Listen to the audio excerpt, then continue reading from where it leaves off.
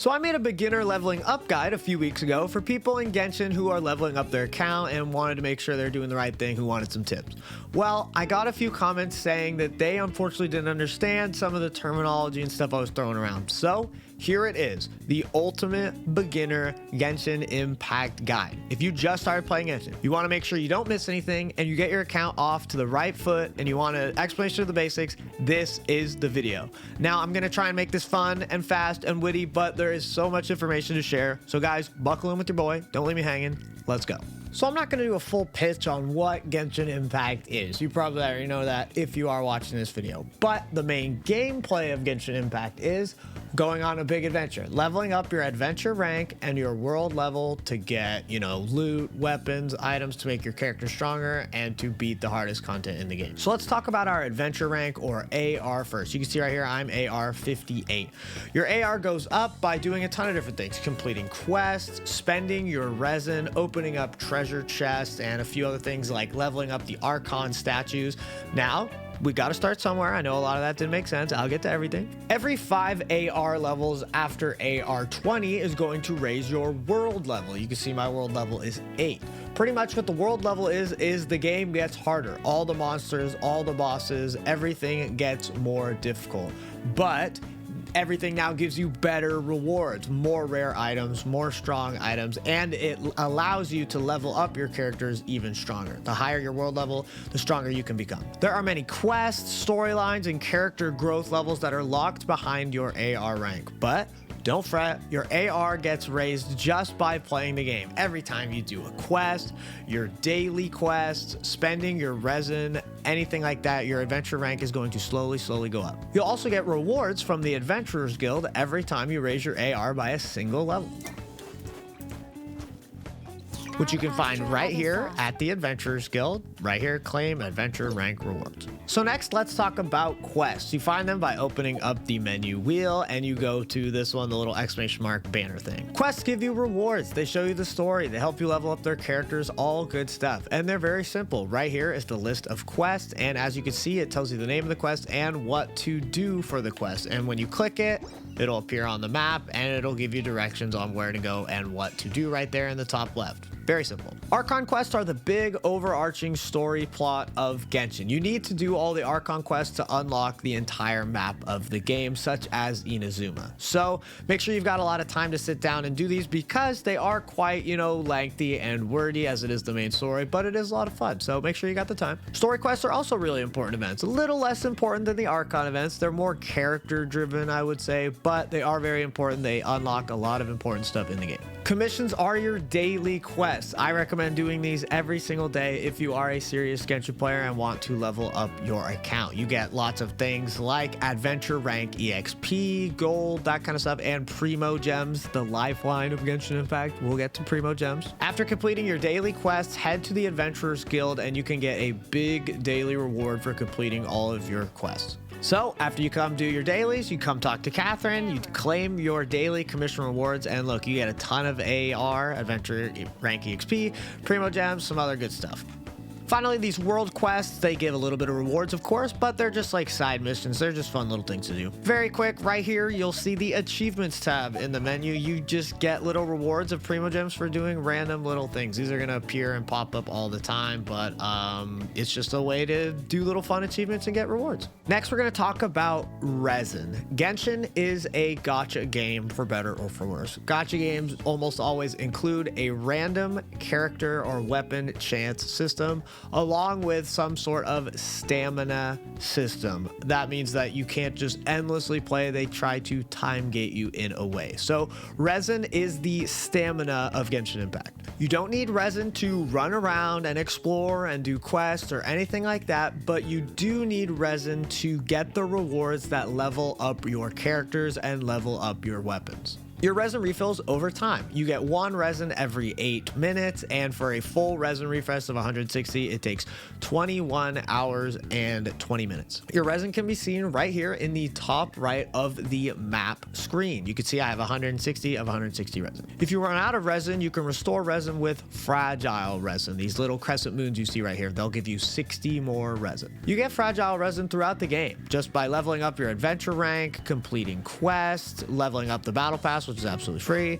You can also use Primogems to refill your resin, which Primogems is something you can buy. So now you probably see how they want to make you spend your money, right? They want you to get more resin so that you can level up your characters and weapons faster. But guys, that's the key word, faster. Genshin has no PvP, so there's no advantage to getting your characters and levels up faster besides your own satisfaction. So just take it slow, have patience, have some fun, and you won't need to spend a single cent. I honestly love Genshin with all my heart, but I never want to incentivize people to spend money. I may make a video like that in the future talking about like gacha and money spending, but we'll cross that bridge when we get there. Where and how do you spend your resin? Well, let's take some time here on the map. First off, there's these things called world bosses, and they cost 40 resin, and they're going to drop materials. So you can see right here, this ice flower, the cryo Regisvine. He's going to drop cryo or ice related drops. Up here, we've got the Anemo hypostasis. It's going to drop Anemo stuff or wind stuff. And then down here is the electro hypostasis. You get it. These bosses are going to drop materials to level up those kinds of characters. After you defeat a boss, you're able to use the resin. So let's skip to that. After you defeat a boss, you walk up to this flower that spawns out of the ground. You click on it, and would you like to use 40 resin? Yes. It costs 40 resin, and then you get all the rewards. Comprende? These dudes respawn every 3 minutes, but you have to leave the area first. So I would need to teleport somewhere else on the map after 3 minutes and then come back. So spend resin to get character and weapon rewards. That's how all resin transactions are going to work in the game. Next, we have domains. One gives character talent books, which we'll go over, and then there's other ones like this that give weapon ascension books for weapons. But once again, I'll elaborate on all this stuff later. So when you click on a domain, you're going to choose your difficulty. You pretty much always want to choose the highest one because it gives the best rewards, and then you get to choose your team. So after defeating the domain, you walk up to this tree right here, and then you click claim rewards. So for 20 resin, we just got some character talent books. Very pog. Next, we have ley lines. They are these blue right here and these gold clouds that you will see on the map. The blue one gives character experience books, and the gold one gives Mora, which is the money of this game, the gold of this game. Pretty much every single thing costs Mora, but pretty much every quest, anything you ever do will give you Mora. So you're probably going to run out of Mora at some point, and this is a great way to farm them is by beating these clouds. So let's teleport to a point near the cloud. And we're going to run towards the cloud using the mini map you can see in the top left of the screen, which this is the same as the other ones. You touch it, you activate it, you beat the monsters, you give your resin to the flower, you get the rewards. Finally, the weekly bosses. I believe the game calls them trounce domains, but you can only beat each one of them once a week. Anyway, there are 5 of them. The first 3 you beat will cost 30 resin, but then those last 2 are going to cost 60 resin. I'm not going to show you them all because they are story related bosses. I don't want to spoil you guys, but they are very important to beat because they drop these important like character talent level up materials. So beat them every week, every time you can, because they're going to help you level up your characters very much so. Since that was all map related, let's finish this little section with some map, help and vocab. So you'll see this little point right here. These are teleport points. After you've interacted with this teleport point for the first time, you can click on it like this. These are the teleport points. You activate it. You can then teleport to this location forever. Very cool. These big blue orb symbols right here are the Statue of the Seven. Just go along with the story and you will understand their significance. But when you interact with them for the first time, it will permanently light up that area of the map. You can even see over here that I actually haven't interacted with this Statue of the Seven here on my free-to-play account, so this area of the map has not been unlocked for me yet. Or lit up, I should say. I can still run through here. You can see the domains like this one and the bosses like this one that I went over earlier. And yeah, that's about it for the map. When exploring the map, you'll see these little blue ghost things called Sealies. When you go up and touch them, they'll move and you want to keep following them and they're going to unlock some treasure for you. Just like this. So let's elaborate on these statues of the seven. You can interact with them and then worship them by feeding them these little things called Anemoculus or Geoculus, depending on what region of the map you are. You can give them the little things that you collect on the map and they are going to level up the statue of the seven. When you level up the statue of the seven, you're going to get some cool stuff like more stamina bar permanently for running around and climbing, which is very cool. But look, you're going to get some AR, some Primogems, and some little sigils you can use in the the town. Let me go find an Anemoculus just to show you what they are. You're going to find them all the time. It's going to be very fun. So when you're near an Anemoculus, it's actually going to appear on your mini map. Like you can see right there, it is that little star ahead of me. So let's go find it. You can actually see it. There it is right up there in the sky. So we're going to have to find a way to get it. I don't think this is the intended way. I went up on this tower and then glided to it. But there we go. So let's bring it to the statue. Isn't that the fun of these, doing it not the intended way? But here we go. So we're going to talk to the statue of the 7, click worship, and then we can offer the one that we have. Boom. So as you can see, it says 5 out of 15. I need 10 more before I can get all those rewards. So as you can see, one of those rewards is the Primogems. So it's time for the Primogem talk. In Genshin, we of course want to get brand new, cool, strong characters and brand new, strong weapons. And that is going to be through the wishing system, which on the menu wheel, it is the top star here. The wishing system is the gacha system, the random chance of getting new and cool characters and weapons. The more Primogems you have, the more pulls you can do, so the more characters and weapons you can obtain.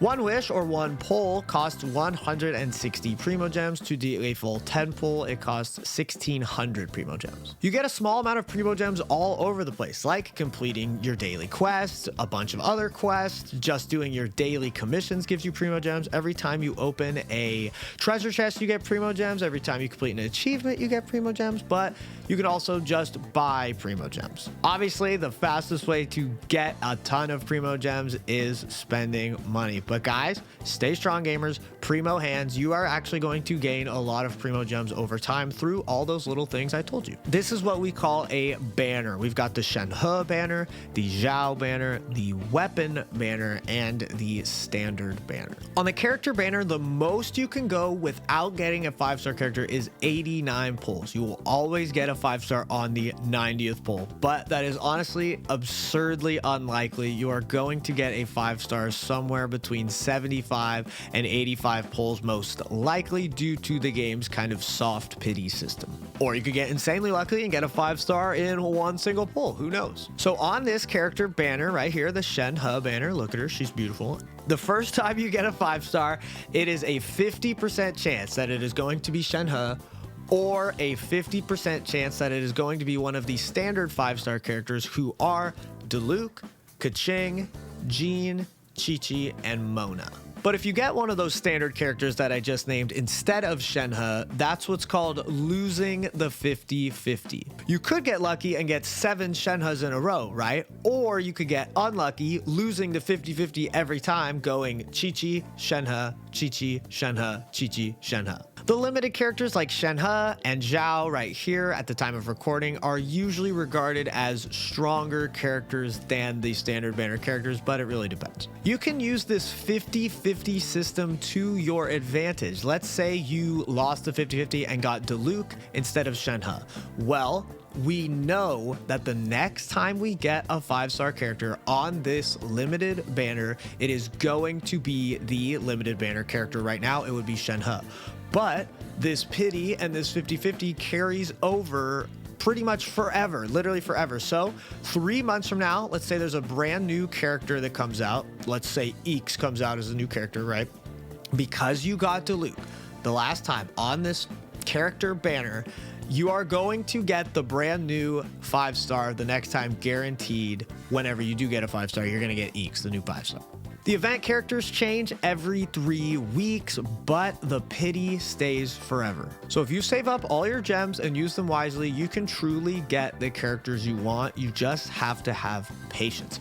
Let's say Shenhe right now is the character you want, but you just started and you don't have enough gems. Just know she is going to come back eventually on a rerun banner. Right now, Zhao, you can see him right there. He came out like a year ago, but here he is. He's back. So you're gonna eventually be able to get the character you want. You just have to have patience, save those gems. The 4-star characters that you see right there next to Shenhe have their chances raised drastically, but you are not guaranteed to get one of the specific 4-star characters. But you are guaranteed to get one of those 3 characters every other pull at least. So every other pull, you're going to get one of those 3 characters, but potentially not the one you wanted. Pulling for 4 stars can be brutal. The standard rate for a 4-star character is approximately 13% when doing 10 pulls, and then a 5-star character is approximately 1.6% when doing a 10 pull. But guys, this is a huge piece of info you have to know when pulling on the banners.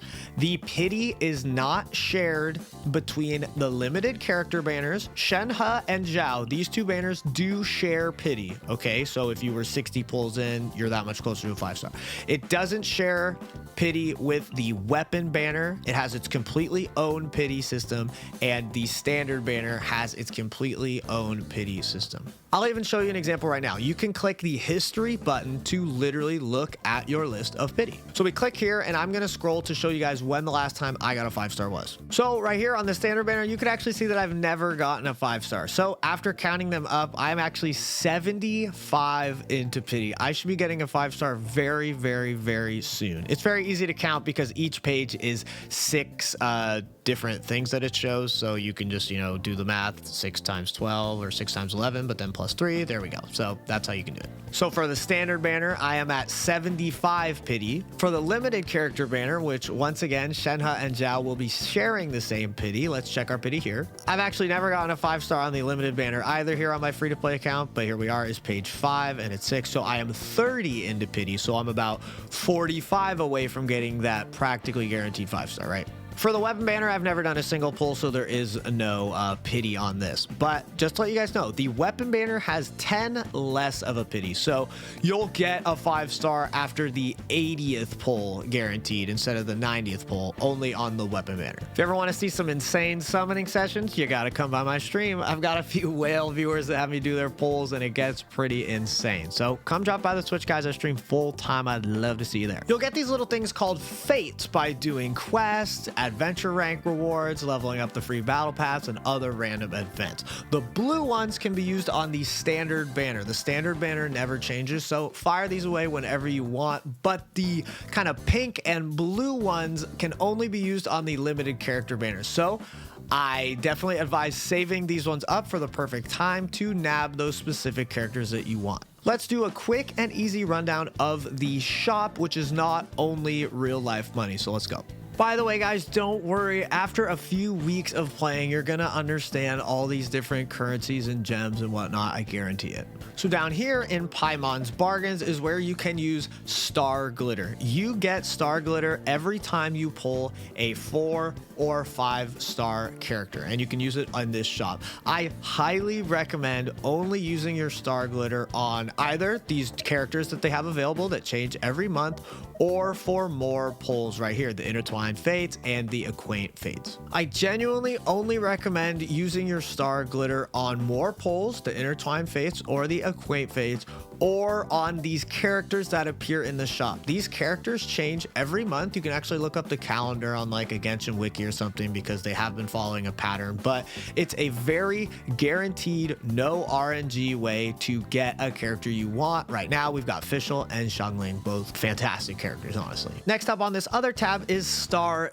Dust, which you get every time you pull a 3-star weapon, which is going to happen all the time. So you're actually going to get a lot of Star Dust.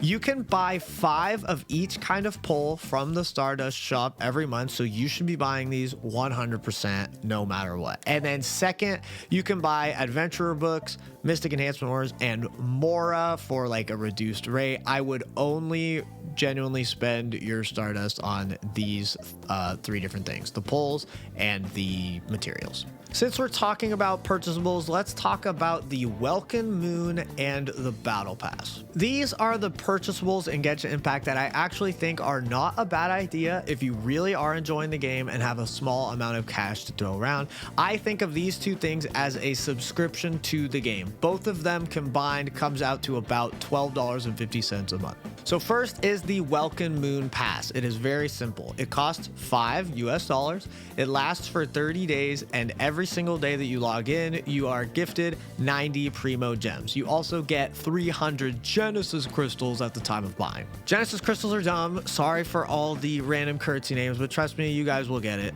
You can only get Genesis crystals through spending real money. I'm pretty sure the only reason that Genesis crystals exist is so that you can't get like skins and cosmetics and these bundles bundle boosts of materials without spending real money, which I don't recommend those anyway. So anyway, this nets you approximately 18 pulls per month for only $5. It is technically and definitely the most cost-efficient way to receive Primogems, the bang for your buck. It also feels a lot less RNG based, so it's a nice way to kind of pace yourself and get a little bit of extra materials in the game without being a gotcha degen, in my opinion. Now let's move over to the Battle Pass, which can be found right here in the menu. It is the top left little fire thing. So as you can see, there are 2 rows of rewards here on the Battle Pass. You only get the top row of rewards for free. You level up the Battle Pass by doing various objectives and stuff that you can find here on the second tab. So you've got daily objectives, weekly objectives, and whole Battle Pass period objectives, which are a month and a half, 6 weeks. This lasts the entire time that a patch is live, which has always consistently been 6 weeks since the game's inception. So you have 6 weeks to raise your Battle Pass as high as you can. You can see there's some pretty nice stuff here. Like here at level 10, I got a free pole, I got character experience books, I got Mora, I got weapon experience books. There's some good stuff in here for absolutely free. But now if you purchase the upgraded Battle Pass called the Gnostic Hymn for $10, you will receive all the rewards on that bottom row as well, which as you can see, the rewards on the bottom row are just improved versions of that first row's rewards. And upon reaching level 30 of the Battle Pass, you get to choose and permanently unlock one of the Battle Pass weapons you can see right below me here. These weapons are always the same, so that you will always get to choose one of these 5 different 4-star weapons. And honestly, these weapons are all very, very good. I definitely recommend the Claymore, the Serpent Spine. It is extremely good. But anyway, if you're playing every day, you're a serious player, you're checking the objectives, you are going to be able to raise your Battle Pass very, very high. You're not going to have a problem without spending any money, so don't worry about that. And yeah, like I said, the Battle Pass lasts a month and a half, and if it costs $10, it comes out to, around $12.50 a month for both the Welkin and this instead of $15. I think these are both really beneficial ways to help out your account, and like I said, I kind of think of them as this monthly subscription to support the game that I like playing. I also think that they are very consistent and they're not very RNG based, so it feels like a nice, not really gambly way to spend your money and support the game. But of course, you can be 100% free to play, and if you do want to be a free to play account, you obviously can't buy the Welcome Moon or the upgraded Battle Pass. So we've talked about where and how to get the materials to ascend our characters and weapons or level them up, but now let's elaborate on what we want to level up and why. This one's pretty basic, so we'll just kind of skim over it real quick. You level up your characters by giving them character experience materials, which are these 3 different kinds of books. The purple ones give the most, the white ones give the least. You get these from practically every single quest that you do, every treasure chest that you open, and those blue ley line clouds that we talked about earlier, which cost resin. The max character level is 90, and it costs a lot of experience books and Mora to get there. So, as a beginner, I only recommend maxing and raising up the level a lot of your main DPS characters to around 80 or 90 should be your goal, while the supports can be around, 50 to 60 just as you're a beginner. Leveling up raises the cap on how high you can raise your character's talent level, and it also raises your base stats such as your HP, your attack, your defense, and a specific stat for each specific character. Like Yunjin here gets energy recharge as her ascension stat, while a character like Hu Tao gets crit damage. Characters at certain level bars are going to require a character ascension, like you can see here with Goro. So if I want to raise his restriction max to level 80, I'm going to need all these materials, which once again, you could click item details to just see where you can pick these up, right? You're going to get these from Geo bosses. You're going to get this from a boss in Inazuma. You're going to get these pearls just by exploring around the world. And then these are a certain specific kind of monster that you need to defeat and pick up the stuff. So let's talk about talent level then, and we're going to use the Queen Yunjin right here as an example. Every character has 2 skills and their normal attack. These each have a separate power level called your talent level. These are permanent boosts to your stats for this specific character. So on your best and favorite characters, this is an absolute must to raise.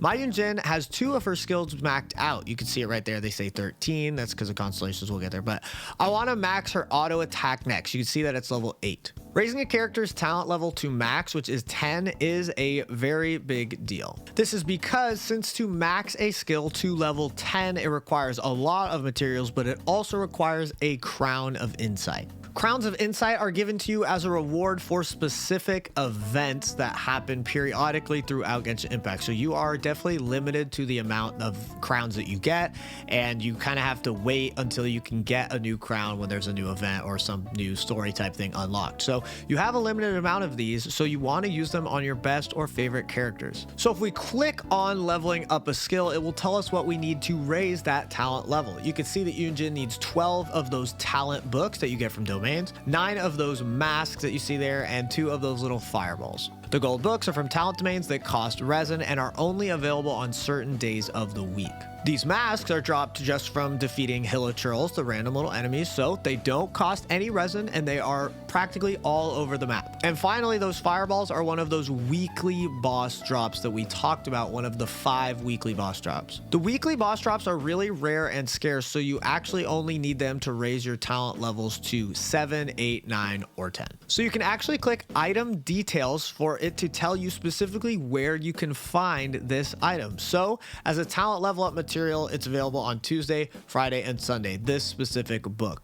All talent books and weapon ascension materials are available all day on Sunday, but besides that, only a specific day like this one is Tuesdays and Fridays. And if you click it, it will just take you straight there on the map, but it's not going to work because it's not Tuesday or Friday. It'll say domain not yet available. For hilichurl masks, see, it'll tell you it's dropped by level 60 plus hilichurls, 60 range hilichurls, whatever. So it tells you where those are too. And then this final one, I'm not going to click on it because it is a story spoiler, but it'll show you the weekly boss that you need to beat. Next is leveling up your weapon. I'd say that leveling up a weapon is more similar to leveling up a character than, I guess, a specific talent, because the max level of a weapon is 90. And it raises their base attack and their main stat, which, as you can see here, the Favonius bow grants 50% energy recharge right now. But it will grant more if I level it up, since mine's only level 70. To raise a weapons level, we can feed it weaker or bad weapons as weapon EXP, but the main way is with enhancement ore, which you get from quests and stuff like that,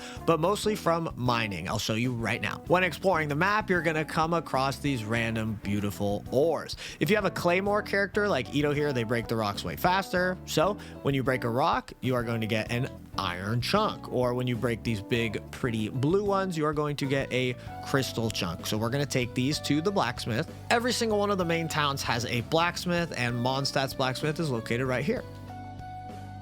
So we talk to him, we say, I'd like to have something made. We go here over, I'm just gonna make these crystal ones since they're the best for me, but you click make 5, you can have 4 different queues at the same time, right? So I'll make these, I'll come back after a little bit of time, and he is going to just straight up hand me these that you see right over there, the purple enhancement ores. Those are how you level up weapons. Back here looking at the Favonius Warbow, we're going to click enhance, and then you're gonna see what materials I require to ascend this weapon. It's just like a character ascension. Next, for specific characters, I want to talk about constellations. This is a big thing in Genshin. So I have 4 constellations unlocked on my Amber, so you're going to hear people refer to this as a C4 Amber. Pretty much what this means is every time I get an Amber copy, so I get a second Amber from like the standard banner, I can use that second Amber to unlock this permanent new ability. Fires 2 arrows per aimed shot. The second arrow deals 20% of the first arrow's damage. So it's really cool. You want to collect as many of the different characters copies as you can so that you can eventually get to their C6, which is going to be an extremely powerful, crazy boost to your character that permanently changes how they work and almost always makes them a way better character. But of course, getting constellations on a 5-star character like this, such as Hu Tao, is extremely hard, rare, and most usually costs a ton of money. So I wouldn't really worry about these constellations of 5 stars, maybe just a single constellation, but you're going to eventually be able to get a lot of your 4-star characters up to that 6th constellation. Weapons work in the same way as a constellation. You can see that this Dragon's Bane right here is refinement level 5. That means I fed 4 Dragon's Banes into this through the, actually you would click right here, refinement refine instead of ascend, and you would feed dragon's manes into it, and that is going to permanently increase its, you know, stats right here. You can see that it does 36% hydro pyro. I think it would normally be something way lower. Well, I actually have an R4 right here, so 32 and 36. I want to briefly touch on artifacts. Artifacts are pretty much held items that permanently boost your character's stats. You can shuffle them around and move them around onto whatever character you want whenever you want. The reason why I'm just going to skim over this is because you're not going to get super good artifacts until later in the game at approximately adventure rank 45. So these really aren't like a super beginner friendly topic, but they are going to have little main stats, they are going to have substats, and these are going to be how you like really deck out and crazy power up your characters. I actually talk a lot more about artifacts in that first guide that I made, so check that out. But you're gonna get artifacts through beating those weekly bosses, like those cubes, you know, the electro cube, the wind cube.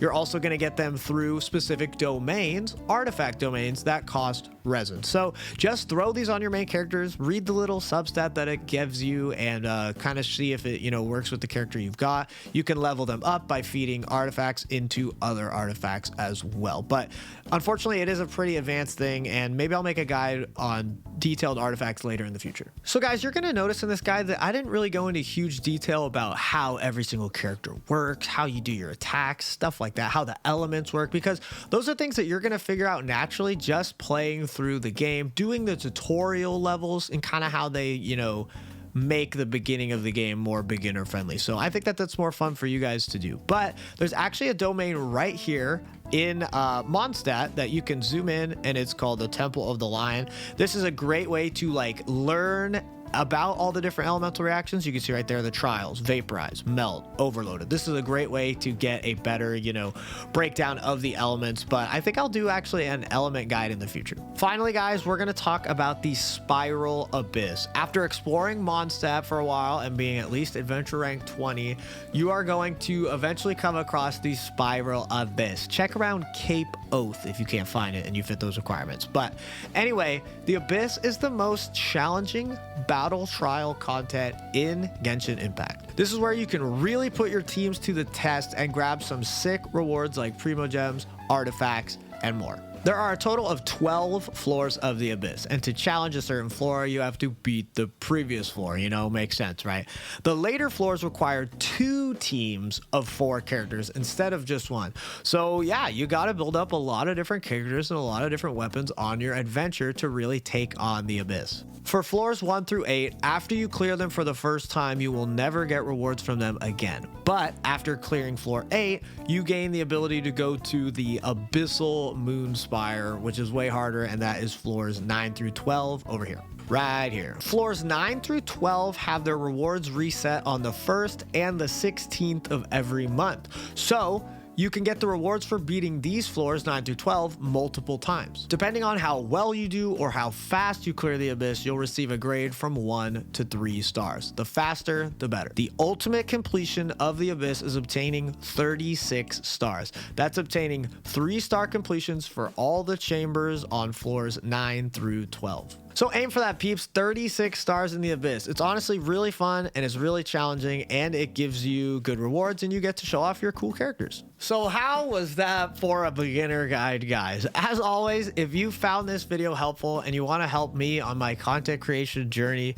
please make sure to like this video and subscribe to the channel so you can see my other guides and other fun Genshin content. I stream full time on Twitch, playing mostly Genshin on both my main and my free-to-play account. So come through, guys. Please follow the channel. It would mean the world to me. As always, thank you guys so much for watching. I hope you loved this video. Peace.